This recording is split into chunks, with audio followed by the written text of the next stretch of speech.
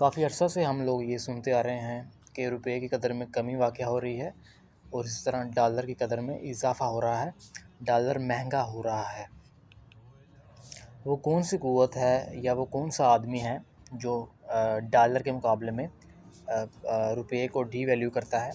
यानी अगर डॉलर ₹100 का था, तो कल वो ₹110 का हो जाता है।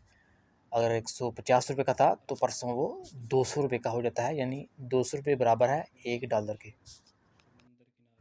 ये सवाल तो हर किसी के ज़हन में आता है जब वो मुल्क की सूरत हाल के बारे में सुनता है, देखता है। लेकिन हम में से बहुत कम लोग ये जानते हैं कि क्या वजह है कि डॉलर कहते हैं जी डॉलर महँगा हो गया है, ये चीज़ महँगी हो गई है, डॉलर महँगा हो गया है, फ़लानी चीज़ इस तरह उसका रेट बढ़ गया है, मिल नहीं रही, ये हो गया, वो हो गया। इधर हम एक मिसाल से, एक एग्ज़ाम्पल से समझने की कोशिश करते हैं कि किस तरह रुपए और डॉलर के दरमियान जो ताल्लुक़ है वो किस तरह पैदा होता है और ये ताल्लुक़ किस तरह टूटता है। डॉलर एक ऐसी करेंसी है कि इसे दुनिया के किसी भी मुल्क में इस्तेमाल किया जा सकता है। दुनिया का कोई भी मुल्क इसे ले सकता है, एक्सेप्ट करता है और ये बैनुल-अक़वामी करेंसी है, करेंसी नोट है।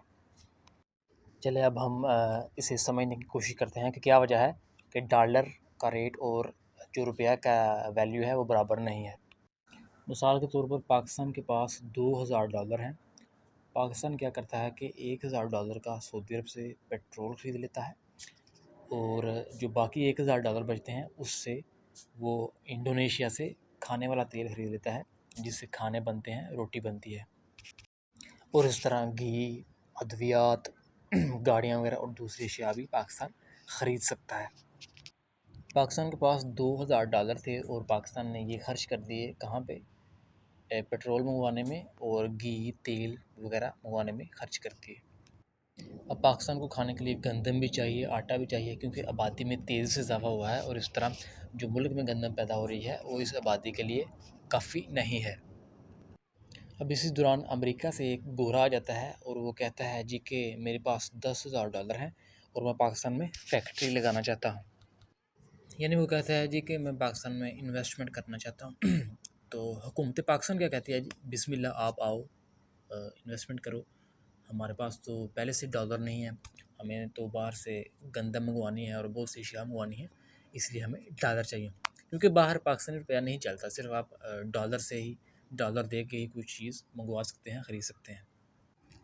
अच्छा जी, ये मामला तय हो जाता है। गोरा कहता है जी मेरे पास $10,000 हैं तो आप मुझे इसके कितने पाकिस्तानी रुपए देंगे? मुझे तो पाकिस्तान में रुपये की ज़रूरत है, क्योंकि मैं पाकिस्तान में इन्वेस्टमेंट करने आ रहा हूँ, फैक्ट्री लगाने आ रहा हूँ।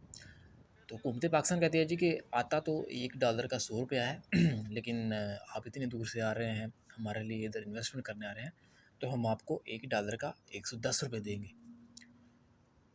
वो गोरा बहुत खुश हो जाता है जी, वो कहता है जी कि क्या बात है, मुझे $10,000 के बदले में इतने लाख रुपए मिलेंगे और ₹10 ज़्यादा मिलेंगे एक डॉलर के बदले में। तो इस तरह रुपया डीवैल्यू होता जाता है। कोई भी अमेरिका,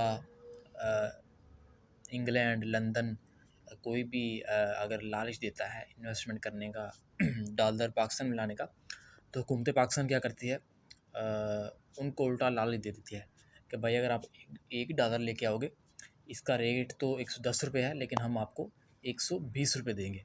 इस तरह रुपए की वैल्यू कम होती जाती है और आखिरकार जब मुल्क की हालात की वजह से कोई भी इन्वेस्टमेंट करने नहीं आता, तो इस तरह डॉलर मुल्क से ख़त्म हो जाते हैं। तो इस तरह रुपया डीवैल्यू होता जाता है।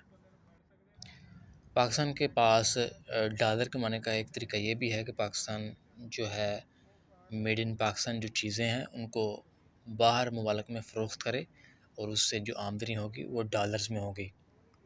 आज से 20 साल पहले पाकिस्तान में काफ़ी मकदार में गंदम पैदा होती थी। पंजाब का ज़र रकबा काफ़ी गंदम और दूसरी फसलें पैदा करता था, लेकिन ऐसा-ऐसा आबादी में तेज़ रफ़्तार इज़ाफ़ा हुआ, खौफ़नाक इज़ाफ़ा हुआ और उससे ज़र रकबा जो है वो बुरी तरह मुतासर हुआ है और इस तरह फसलों की पैदावार में बहुत बड़ी कमी वाक़या हुई है। बल्कि इसी दौरान आबादी में दिन दुगनी और रात चौगुनी तरक्की हुई है। अब पाकिस्तान खुद इन्हिसार नहीं रहा, पाकिस्तान को अपनी अब ज़्यादातर ज़रूरियात जो हैं वो बाहर के मुल्क से लेनी पड़ती हैं चीज़ें बाहर से मंगवानी पड़ती हैं, जिसके लिए डॉलर चाहिए, जिसके लिए डॉलर खर्च होता है। आखिर में और आसान अल्फाज में हम बताते चलें कि किसी भी चीज़ का महंगा और सस्ता होने के दरमियान जो ताल्लुक़ है वो तलब और पैदावार का है।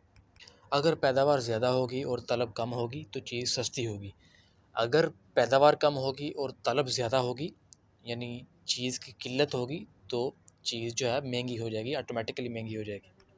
देखें, अगर घर में 10 आदमी हैं तो उनको खाने के लिए 10 रोटियां चाहिए, और अगर उनको 5 रोटियां पका कर दी जाती हैं तो उनकी भूख ख़त्म नहीं होगी, उनकी भूख नहीं मिटेगी।